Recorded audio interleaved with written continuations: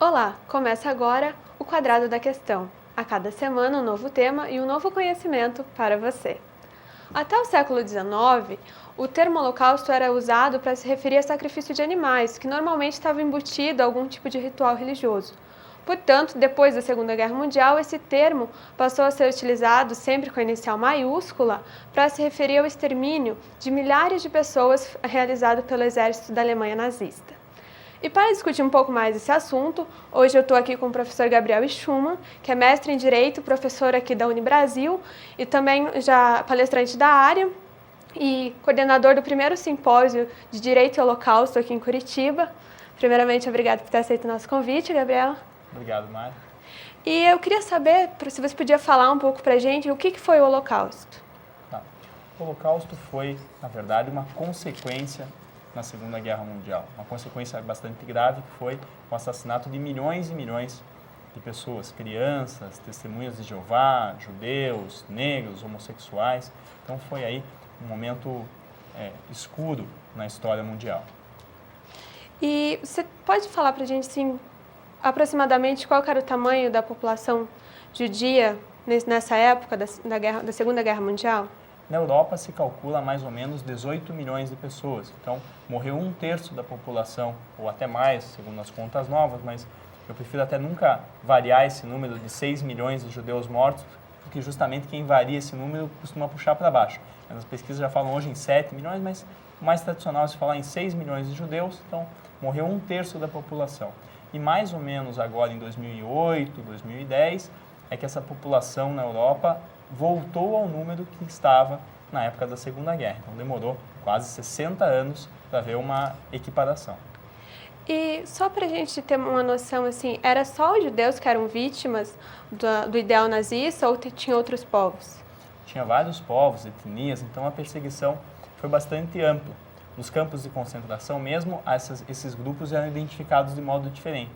Os judeus costumavam ter uma estrela amarela, testemunhas de Jeová, um triângulo roxo. Teve até uma exposição aqui em Curitiba chamada Triângulos Roxos.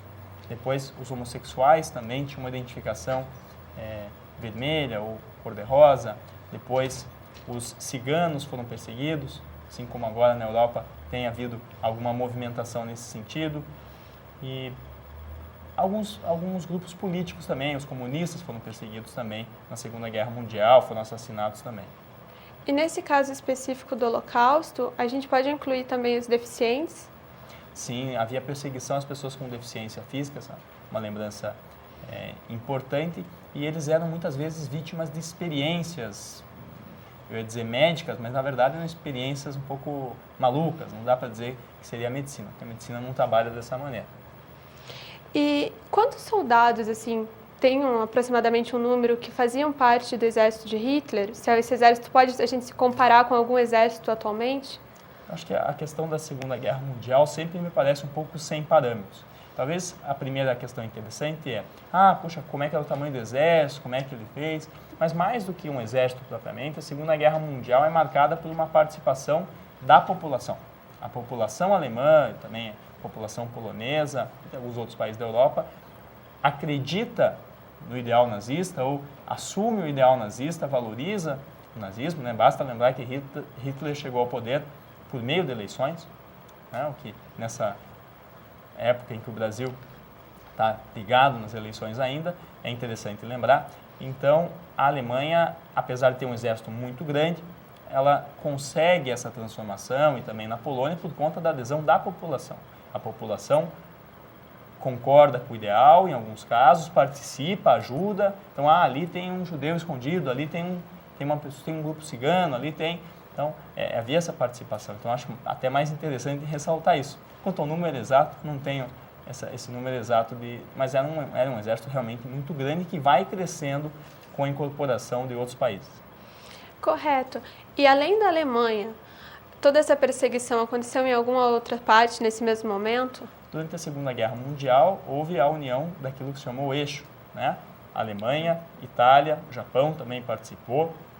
E depois alguns países no mundo variavam e muitas vezes apoiavam. O próprio Brasil, na época de Getúlio Vargas, vamos dizer, namorou o apoio ao regime alemão, chegou a negociar uma siderúrgica e acabou se vinculando aos Estados Unidos depois de muita negociação. Quer dizer, mesmo no Brasil houve bastante dúvida. E em vários outros países, se não houve propriamente uma perseguição, houve também a negativa de acolher as pessoas que estavam fugindo da Segunda Guerra, né? Conta-se que um navio saiu da Alemanha com prisioneiros e ele tentou entrar em vários países, conta-se não, história documentada, e acabou voltando para a Alemanha, né? Porque não se conseguiu chegar em nenhum lugar que acolhesse essas pessoas.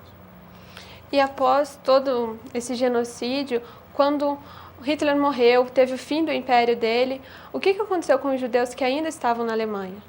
Teve, na verdade, várias possibilidades. Mesmo quanto à morte de Hitler, houve alguma polêmica se ele tinha morrido na Segunda Guerra, se ele fugiu, alguns dizem que ele morreu depois, mas os judeus tomaram aí 3 caminhos. Alguns ficaram na Alemanha e começaram a vida ali, outros mudaram para outros países da Europa, muitos foram buscar aí os familiares, há uma grande organização hoje em relação a isso, a tentar localizar onde estão os familiares, para onde eles foram encaminhados, porque as pessoas foram separadas das famílias, então os pais dos filhos, as esposas dos esposos, e outros, e muitos, vieram para a América do Sul, começar uma vida nova. Então, é muito comum as comunidades judaicas na América do Sul terem como origem a Polônia, a Alemanha, seja das perseguições na Segunda Guerra ou de perseguições anteriores. E ainda hoje existe um trabalho todo voltado para procurar essas vítimas e encontrar famílias?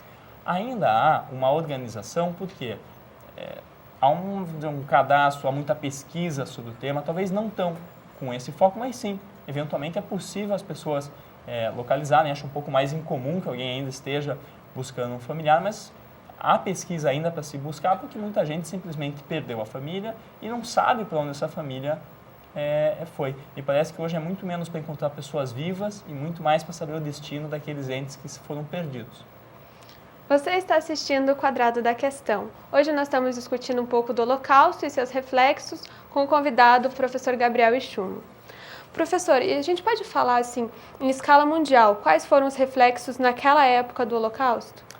Eu acho que o Holocausto teve uma repercussão que marca toda a humanidade. É um momento em que, com as palavras do embaixador da Polônia, houve um massacre em escala industrial. Então, acho que é isso uma das primeiras marcas, uma das primeiras coisas que faz do Holocausto um momento diferente, porque faz com que ele receba um nome próprio, que ele seja alvo de tantas reflexões. Foi um momento em que houve uma despersonalização das pessoas, então elas foram tratadas não como pessoas. Acho que é isso que proporcionou uma perseguição tão grande, uma perseguição que foi organizada.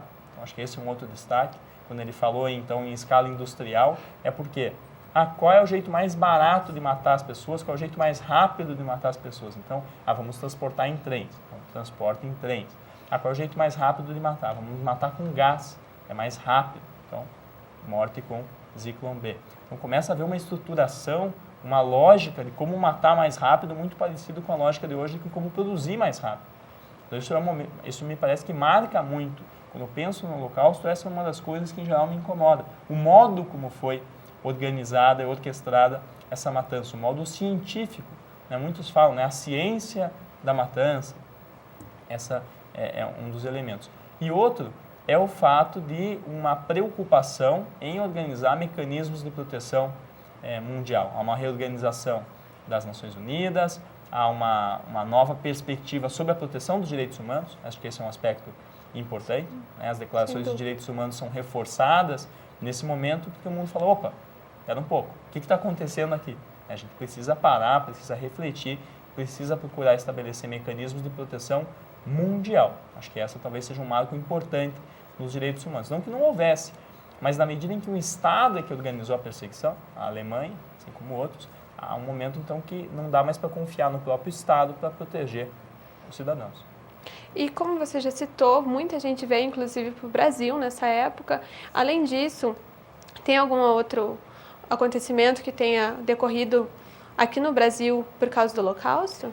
Dá para pensar também, por outro lado, na formação de grupos neonazistas, que é algo bastante forte, não só no Brasil, mas infelizmente na América Latina. O Chile teve um congresso neonazista há alguns anos, que não foi aceito em outros países. Nós escutamos aí declarações de alguns presidentes na Venezuela aí que nem sempre são muito adequados, então tratando de algumas minorias de modo inadequado.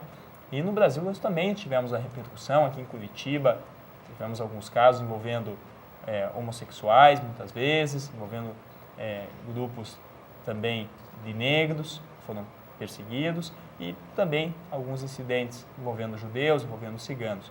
Mas a gente vê que esses atos, infelizmente, envolvem inclusive violência e mesmo homicídio, como aconteceu há alguns anos em Porto Alegre, que é alguma coisa que sempre causa uma preocupação. Infelizmente, esses grupos neonazistas ainda se mantêm e exigem, então, uma atenção das pessoas, porque é muito sedutor o discurso nazista. Pureza da raça, matar aqueles que estão roubando os empregos, né?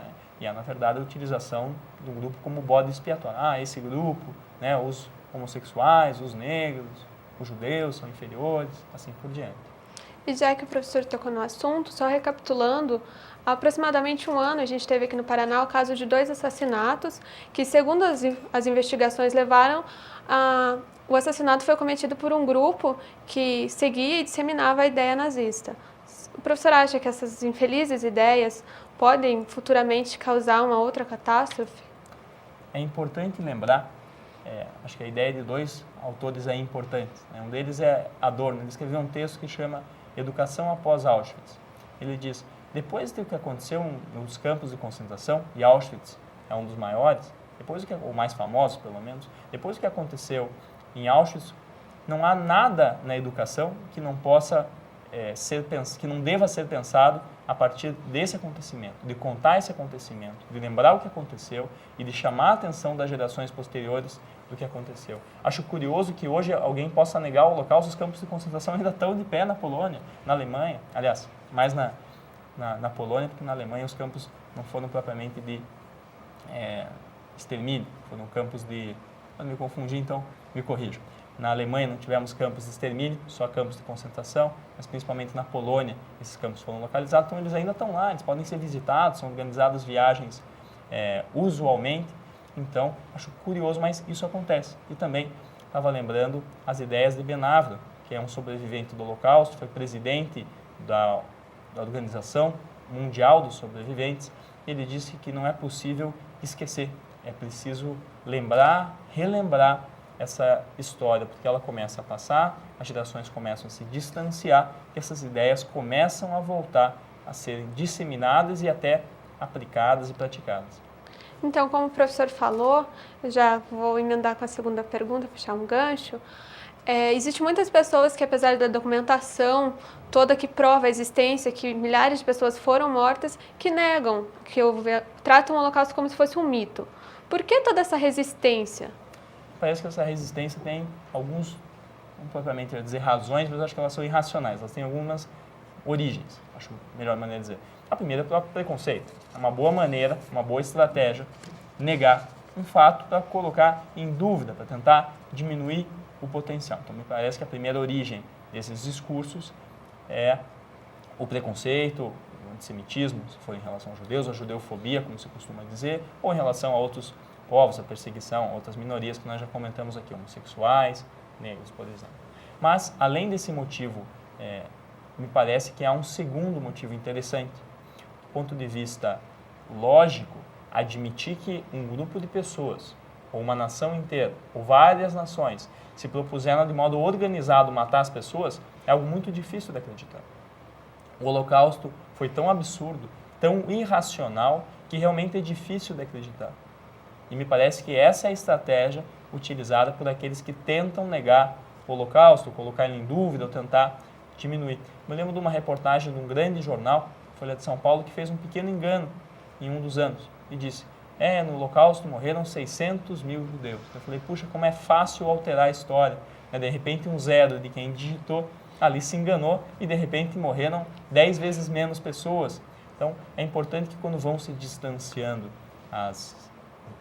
os anos, as pessoas continuem lembrando. E é curioso ainda, você comentou no começo do simpósio, o simpósio tinha, aqui em Curitiba, do Direito ao Holocausto, tinha justamente essa finalidade, porque nós que estamos aqui, quem está nos ouvindo, é a última geração com contato com os sobreviventes.